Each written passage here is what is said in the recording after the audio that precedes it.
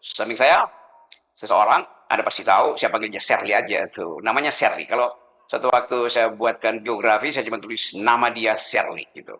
Dan selebihnya Anda ikuti apa artinya menjadi Shirley di dalam situasi Indonesia kekurangan figur tuh. Hal-hal yang sensasional tentang Shirley Anda udah lihat eh, beratusan kali itu. Nah, sekarang kita mau bicara dengan Shirley tentang sesuatu yang bisa kita jadikan dasar bahwa kita tidak pernah kekurangan pemimpin. Shirley, apa kabar? Hai Bung Rocky. Jadi saya undang Shirley Ya. untuk mulai memberi semacam sugesti Hmm. bahwa di dalam keadaan kekurangan harapan, tetap ide utamanya adalah kita tidak boleh berhenti berpikir dan berhenti untuk mengatakan saya bisa memimpin. Ya. Nah, filosofi apa yang Shirley putuskan sehingga pada akhirnya Shirley masuk di dalam sejarah baru tuh. Dan ini saya sebut sejarah baru karena belum pernah seorang yang minoritas di dalam semua hal tiba-tiba muncul dan dimunculkan oleh sejarah tuh. Jadi ide pertama yang membuat Shirley percaya bahwa di dalam keadaan apapun, saya perempuan, saya minoritas, saya bisa memimpin. Ender siapa yang bikin Shirley? Sebenarnya waktu itu di tanggal 12 Oktober itu 12 Oktober apa itu peristiwa apa ya? ya peristiwa sebenarnya yang menyalonkan Gubernur Maluku Utara kan adalah almarhum suami. Oke. Kemudian di 12 Oktober ada kecelakaan sehingga beliau meninggal dan diberikan waktu oleh KPU waktu hanya 7 hari untuk Ya. segera menentukan penggantinya siapa. Nah, di tanggal 13 banyak yang datang untuk partai politik terutama dan para relawan semua meminta saya untuk menggantikan Ya, beliau. saya potong di situ dulu ya. Kan orang selalu menganggap nih Shirley kok keterlaluan ya.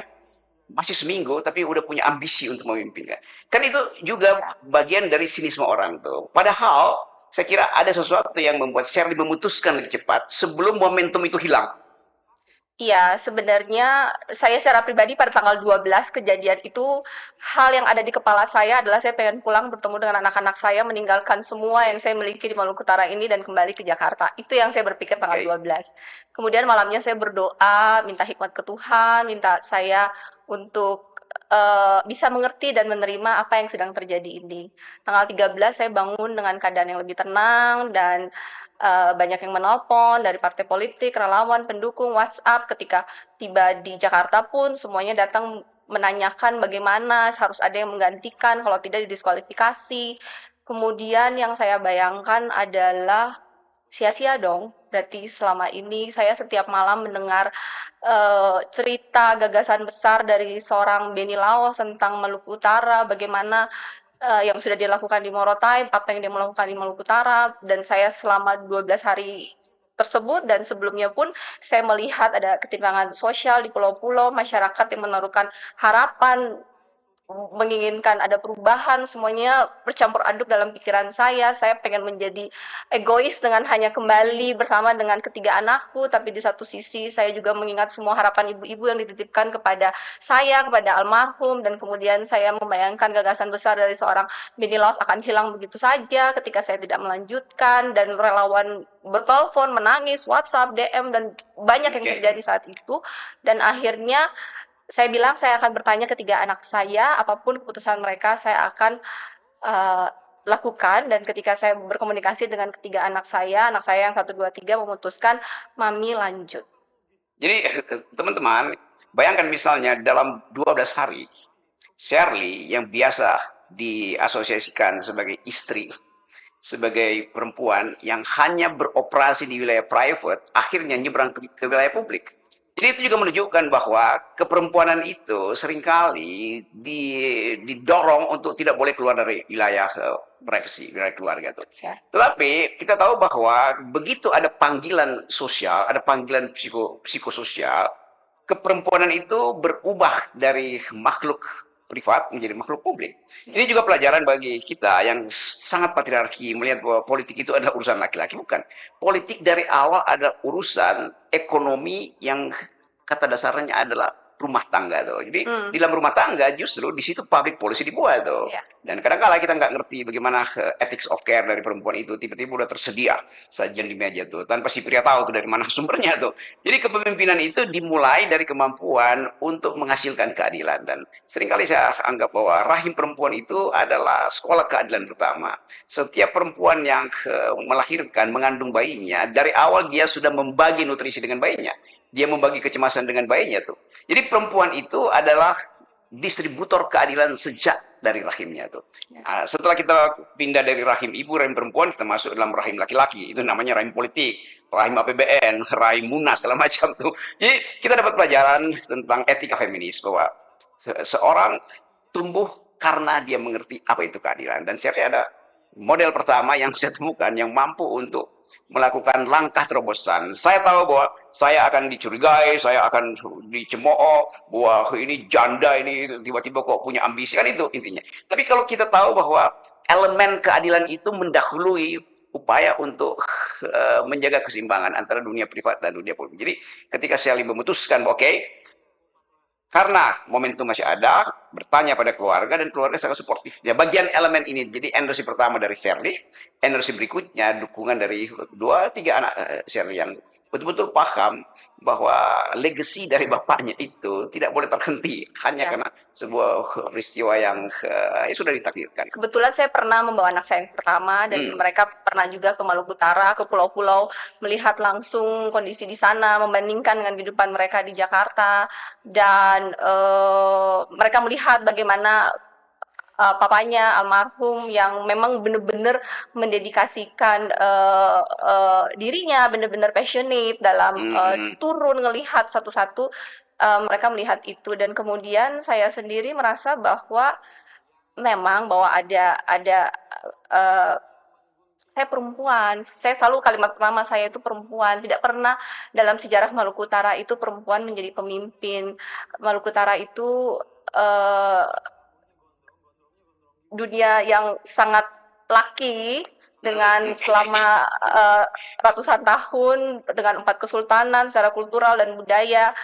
Tetapi saya tidak pernah merasa bahwa menjadi perempuan adalah kelemahan. Saya tidak pernah menjadi perempuan adalah kelemahan. Saya selalu merasa bahwa perempuan itu, ya mungkin kita kelihatan lemah, kita kelihatan lembut, tapi saya selalu merasa perempuan itu punya kekuatan internal yang sangat kuat, apalagi karena saya juga sudah menjadi seorang ibu, menjadi seorang ibu rumah tangga. Semua ibu dan sebuah ibu rumah tangga tahu kekuatan yang kita miliki sebagai seorang ibu dan ibu rumah tangga itu selalu ada kekuatan ekstra itu. Tetapi kemudian saya memahami bahwa akan ada penolakan, tetapi waktu itu tidak terpikirkan menjadi penghalang. Saya hanya fokus untuk melanjutkan gagasan besar untuk Maluku Utara, dan berjalannya dengan setelah proses KPU selesai 7 hari dan mulailah bermunculan karena saya perempuan. Tapi saya merasa itu adalah, kalau dibikin SWOT analisis, saya merasa itu malahan strength saya. Karena kita ada 4 paslon, dan 3 ada laki-laki, saya satu-satunya perempuan, dan perempuan mewakili sekitar 52% dari Maluku Utara. Dan saya selalu bilang, yang paling mengerti perempuan adalah perempuan itu sendiri. Oke, jadi saya belajar untuk mengerti melalui Shirley itu. Dan saya bilang buat yang laki-laki, jangan khawatir, karena yang paling peduli dengan kalian adalah ibu kalian. Saya adalah seorang ibu, dan saya akan menjadi ibu untuk kalian semua. Oke, saya ingatkan peristiwa itu tadi, teman-teman, untuk menghubungkan Shirley dengan ekspektasi yang makin lama makin tinggi. Sekarang kita pindah pada setelah selesai itu, anggap aja itu mengucapkan kembali hal-hal yang memungkinkan kita memendekkan peristiwa lalu memperpanjang harapan. Oke, peristiwa sudah selesai. Dan sekarang kita masuk pada pertanyaan, bukan pertanyaan sebetulnya. Saya ingin dapat semacam, sebut aja, dorongan, atau publik ingin dapat dorongan baru dari Shirley itu. Shirley nanti Februari dilantik sebagai gubernur. Tetapi ekspektasi publik udah mendahului apa yang akan Shirley lakukan sesuai dengan janji Shirley. Jadi Shirley akhirnya jadi figur nasional. Orang ingat Shirley ya bukan sekedar calon atau gubernur terpilih, tapi seseorang yang jadi simbol bahwa Indonesia ada pemimpin akhirnya kan. Capaian Shirley itu luar biasa tuh. Nah, di dalam pertimbangan itu, ide pertama Shirley setelah dilantik gubernur, Shirley akan diminta untuk kasih ceramah di berbagai macam provinsi sebagai pembanding tuh Mhm. akan diundang oleh universitas. Saya pastikan itu pasti semua universitas akan undang Shirley untuk kasih orasi, untuk kasih semacam pendidikan public policy.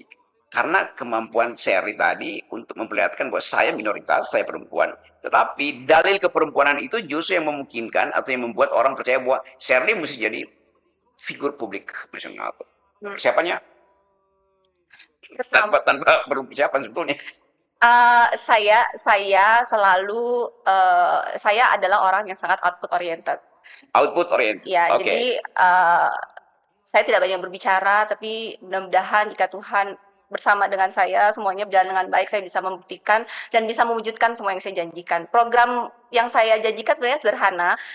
Prioritas kemarin tuh cuman pendidikan, kesehatan, infrastruktur Oke. yang terjangkau, yang layak dan berkualitas. Dan saya berencana dalam tahun pertama di 2025 karena di Maluku Utara itu ada sekitar 27% dari lulusan SMP itu tidak bisa lanjut ke SMA. Dan kemudian dari SMA tidak bisa lanjut ke universitas.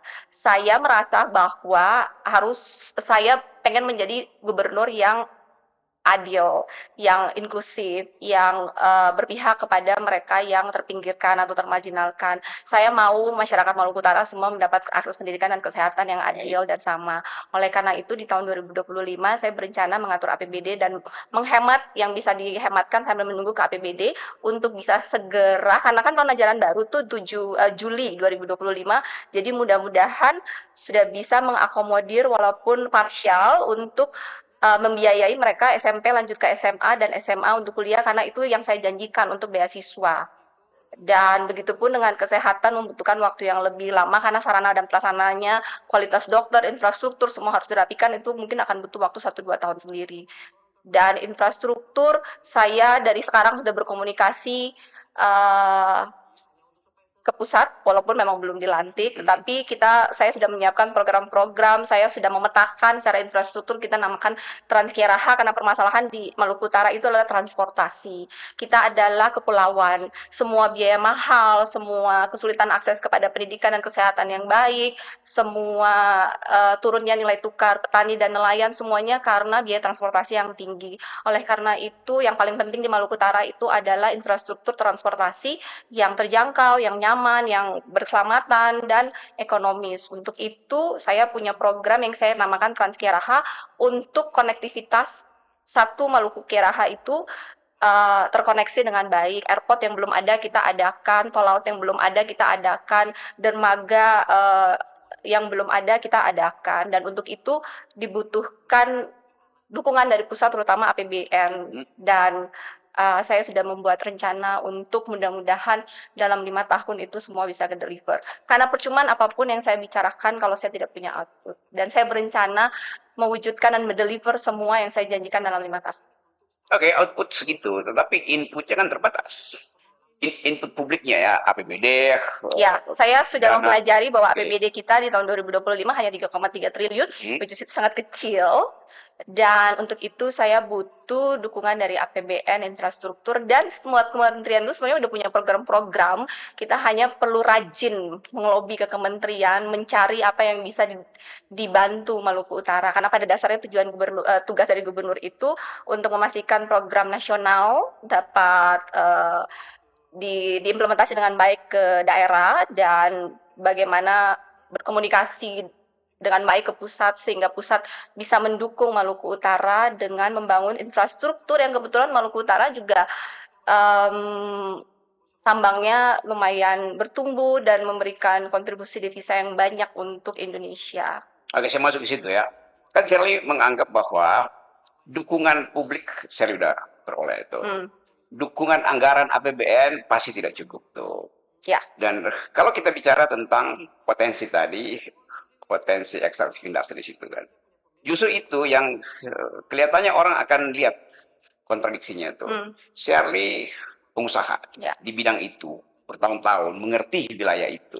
Mengerti bahwa upaya untuk memecut ekonomi nasional maupun ekonomi wilayah itu, kalau Pak Prabowo bilang 8%, tapi kemudian kelihatannya dikoreksi menuju 8%. Ibu Sri Mulyani pastikan ya minimal 4,5, 5,5 juga udah bagus itu kan.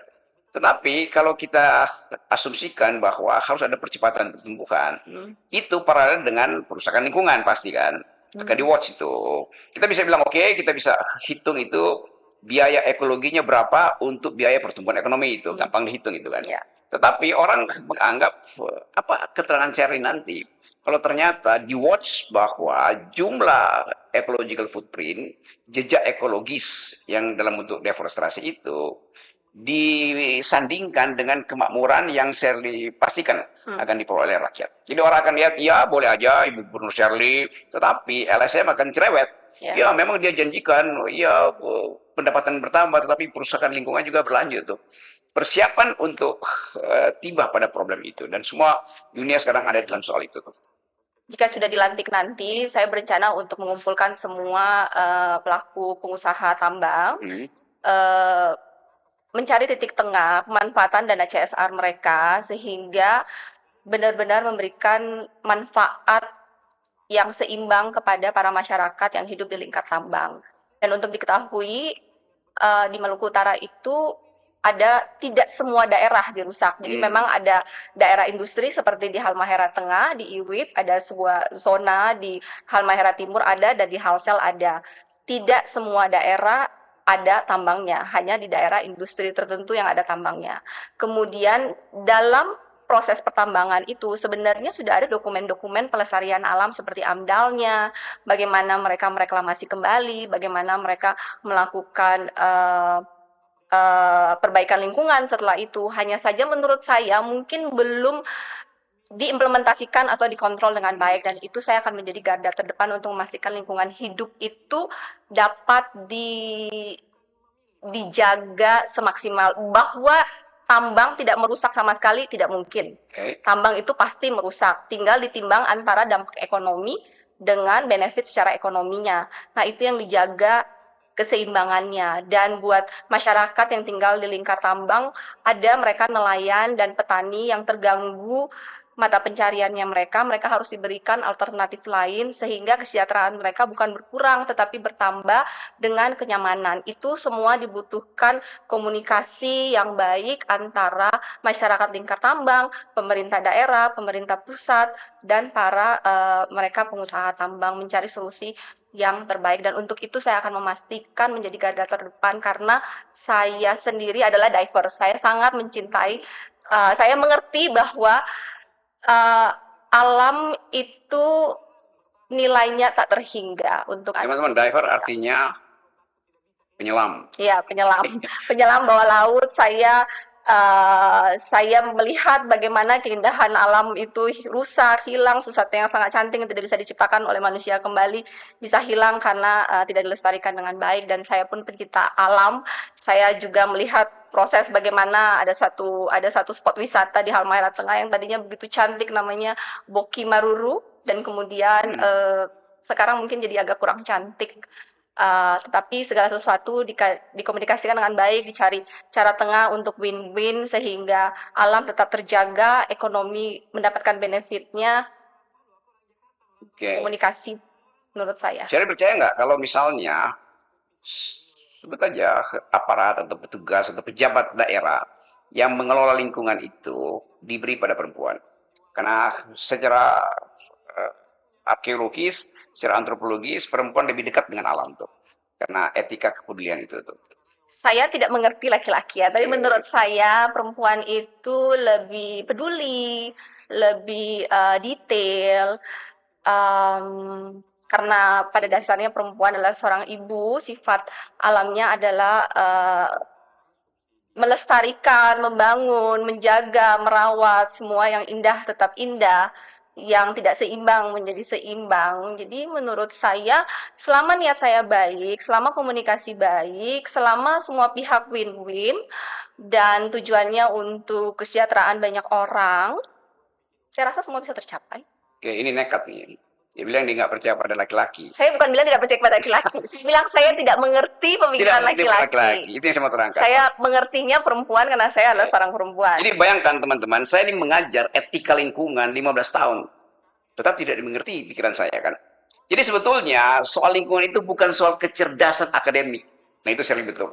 Tapi kecerdasan etik yang datang dari pengalaman real bertemu dengan alam. Walaupun saya pecinta alam, tapi seringkali secara natural perempuan itu dibekali dengan kepekaan alamnya. Ya. Jadi saya tanyakan itu tadi supaya ada keyakinan dan harapan bahwa wilayah ekologi, wilayah pariwisata terutama itu dan pariwisata laut itu akan diolah oleh tangan-tangan perempuan di Maluku Utara. Jadi simbol bahwa tangan perempuan itu ada tangan alam, tangan laki-laki ada tangan kekuasaan. Di satu sisi juga menurut saya bahwa ya ekonomi Maluku Utara sekarang ditunjang oleh tambang, tapi tambang ini ada expired date-nya. Oh, Akan okay. ada di mana dia habis. Kemudian sedangkan alam yang cantik, pariwisata yang sustainable itu akan menjadi warisan turun-temurun, dan ketika pariwisata sebuah daerah bertumbuh, ekosistemnya, stakeholder-nya itu semua akan hidup, dan selama itu sustain, maka itu akan berkepanjangan dan bisa diwariskan dan tidak akan pernah habis. Jadi menurut saya industri pariwisata Maluku Utara harus berkelanjutan. Yang kita miliki, kita sudah dianugerahkan Tuhan alam yang cantik, yang tidak akan mungkin bisa diciptakan oleh manusia kembali. Kita harus jaga, karena ini adalah warisan pada anak cucu kita, bagaimana mereka hidup nanti menjadi petani, menjadi nelayan, pariwisata yang cantik, mereka bisa hidup selamanya. Sedangkan tambang ini akan habis. Jangan karena sesuatu yang jangka pendek merusak jangka panjang. Menurut saya seperti itu. Dan menurut saya, kembali lagi kata Bung Rocky, tidak butuh intelektual yang terlalu hebat. Hanya dibutuhkan kepedulian, komunikasi, win-win, and action. Oke, ini pelajaran bahwa kadangkala kelas-kelas filsafat lingkungan, kelas-kelas hukum lingkungan itu kurikulumnya panjang lebar. Tetapi mengerti bahwa alam itu adalah extension dari rahim perempuan. Atau kita balik, rahim perempuan itu adalah miniatur dari alam tuh. Jadi keindahan pikiran itu yang tidak mungkin saya baca di dalam literatur dan diterangkan dalam versi yang sangat ringkas oleh Shirley. Jadi teman-teman kalau mau belajar etika lingkungan, boleh Anda baca buku, tapi saya ingin Anda datang ke Maluku Utara untuk belajar langsung dari Shirley. Nanti satu waktu setelah dia dilantik. Oke, kita pindah soal lainnya. Tadi saya mulai dengan menduga bahwa Shirley akan jadi tokoh publik dalam pengertian skop nasional tuh. Begitu Anda dilantik Februari, itu semua kamera akan ada di situ tuh. Oh, partai-partai mulai merasa bahwa oke, kita mulai investasi. 2029 ada tokoh perempuan tuh kan thresholdnya udah 0 sekarang kan, jadi partai kecil pun mulai bersiap-siap. Bagus sekali bahwa akan ada kompetisi, tetapi tetap kita menduga bahwa mental partai ini belum bisa sempurna memanfaatkan kepemimpinan perempuan dalam pengertian tadi etika kepedulian tuh. Mereka tetap anggap bahwa ini komunitas nih, Shirley komunitas. Jadi ini bukan berupaya untuk memberi peringatan, tetapi kalau kita lihat tren ke depan ini, dalam 1 semester ke depan, 2 semester ke depan, partai-partai akan sibuk melakukan kaderisasi. Kan udah 0% itu kan. Dan Shirley pasti ada di dalam daftar pertama. Kira-kira, atau bukan kira-kira tuh, kita mau lihat sebagai gubernur yang hari-hari pertama akan disorot oleh publik dan mulai dibuatkan semacam elektabilitas awal. Kan semua orang akan mulai dengan elektabilitas awal tuh, Shirley sekian, yang gubernur di Lampung sekian, yang di Sulawesi Utara sekian tuh. Lalu ada komunitas yang mulai berupaya untuk bikin kontrak. Pasti itu terjadi. Kontrak politik. Share dengan kita aja, share. Nanti ABCD itu. Feeling Shirley, saya kasih statement itu, apa feeling Shirley terhadap rumusan saya tadi? Terangnya, saya tuh kan awalnya ibu rumah tangga. Saya mendampingin suami saya bertugas melihat, bukan pelaku. Dan karena takdir, karena sejarah, sesuatu hal terjadi, dan saya mengikuti kontestasi Pilgub, dan kemudian saya menang. Saya masih membutuhkan waktu untuk mempelajari tentang dunia politik itu sendiri, dan saya belum ada jawaban untuk itu. Masih mempelajari. Ya, kumbang akan mendekati mawar. Tapi kata sebuah lirik lagu, every rose has its thorn. Ya. Setiap mawar dia berduri itu. Dalam hidup saya, ketika saya melewati proses kontestasi Pilgub kemarin, saya selalu mengambil keputusan dengan berdoa. Oke. Ketika saya merasa ada kedamaian, maka itu keputusannya. Jadi ketika ada tawaran-tawaran, akan saya bawa dengan doa dan semua keputusan di mana saya merasa ada damai sukacita. Oke, kita masuk ke soal lain lagi ya, setelah sesuatu yang bisa kita bayangkan, tapi Shirley yakin bahwa Shirley bisa atasi itu dengan cara Mudah-mudahan. belajar melalui peristiwa. Oke. Ya. Sekarang dunia ada di dalam sebut aja ketidakseimbangan global secara ekonomi, secara politik tuh, dan Maluku Utara dulu diingat sebagai semacam hub dari kekuatan militer Amerika Ya. untuk menyusun kekuatan di Pasifik itu. Kan kita tahu Morotai dulu itu adalah dia adalah pangkalan militer Ya. Amerika, dan MacArthur ada di situ tuh. Dan orang mulai melihat potensi Indonesia terlibat di dalam krisis internasional. Dan Shirley ada di situ. Jadi suatu waktu saya bilang tadi, Shirley dari gubernur diincer, pakai aja diincer oleh publik nasional untuk jadi tokoh. Apapun motif mereka. Tetapi sekaligus satu waktu Shirley akan masuk dalam percakapan global internasional. Kalau terjadi krisis di Indo-Pasifik misalnya, orang akan lihat apa sebetulnya peran historis Indonesia dalam krisis itu. Dan orang akan ingat bahwa Perang Dunia Kedua itu Morotai, tempat yang Strategis. sangat strategis, dan itu ada di wilayah kekuasaan pemerintahan seorang perempuan. Dan Shirley pasti juga akan mempersiapkan diri untuk menerangkan pada publik posisi strategis dari Maluku Utara di dalam konstelasi politik yang sedang berubah. Pernah membayangkan itu? Saya ajukan pertanyaan ini karena ada momentum politik global loh. Iya, saya hanya selalu melihat Morotai sebagai potensi destinasi pariwisata internasional. Dan saya tidak terlalu memahami posisi Morotai secara politik global. Tetapi apapun setahu saya keputusannya biasanya ada di pemerintah pusat yang berhubungan dengan isu internasional. Jadi kalau kita lihat misalnya potensi Morotai itu justru ketika terjadi ketegangan internasional, banyak turis yang akan datang situ untuk tahu apa sih lapangan terbang yang pernah MacArthur. Tapi Morotai mempunyai potensi yang sebenarnya sangat besar Yaitu sebagai destinasi pariwisata internasional karena letaknya di Asia Pasifik. Dan dari Jepang, dari Hong Kong, bahkan dari Guam itu ternyata cuma 6 jam.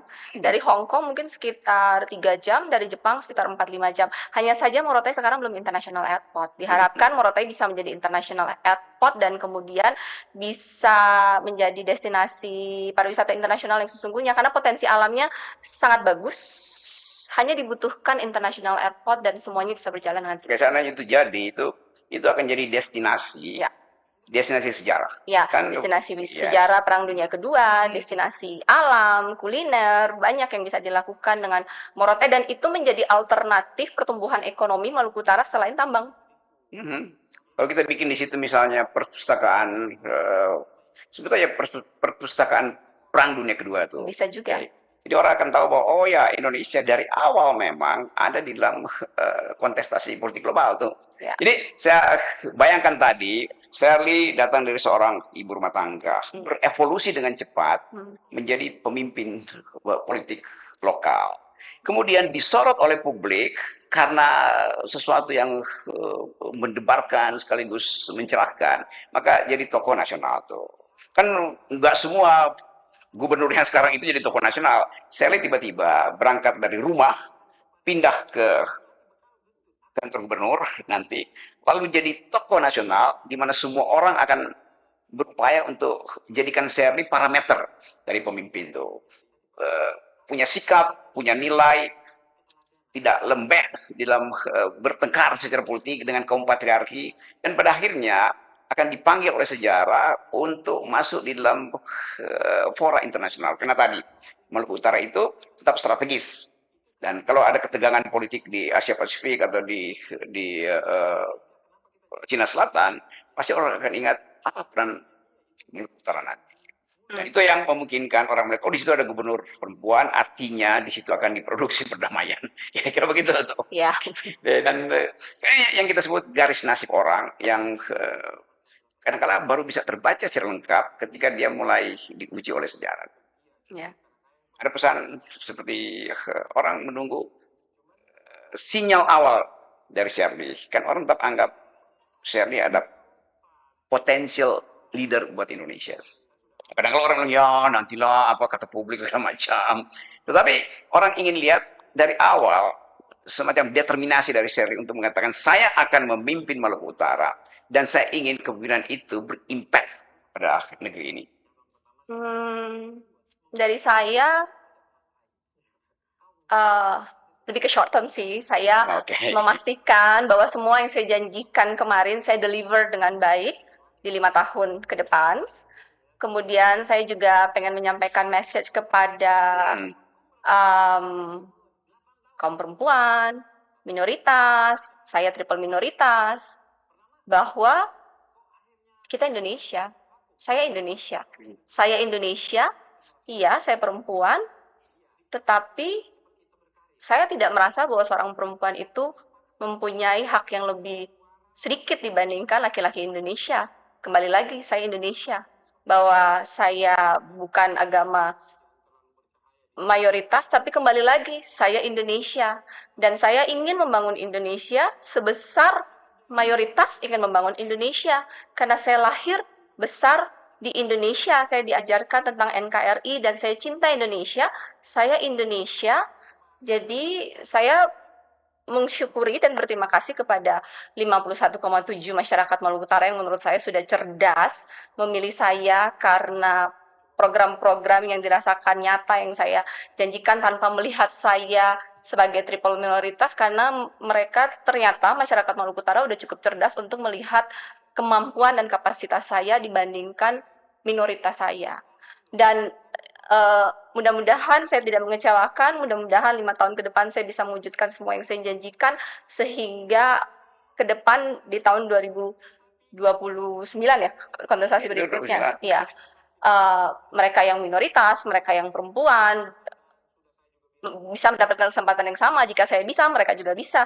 Dan saya kemarin memenangkan kontestasi dengan politik modern, yang cerdas dan santun. Saya tidak menjelekkan paslon siapapun, dan saya tidak menggunakan politik uang, dan saya bisa menang hanya menggunakan sosial media, mengkomunikasikan program, berkomunikasi dengan pemilih saya menggunakan platform sosial media yang ada dengan hal-hal yang modern, dan saya bisa. Dan jika saya bisa, yang lain pun bisa.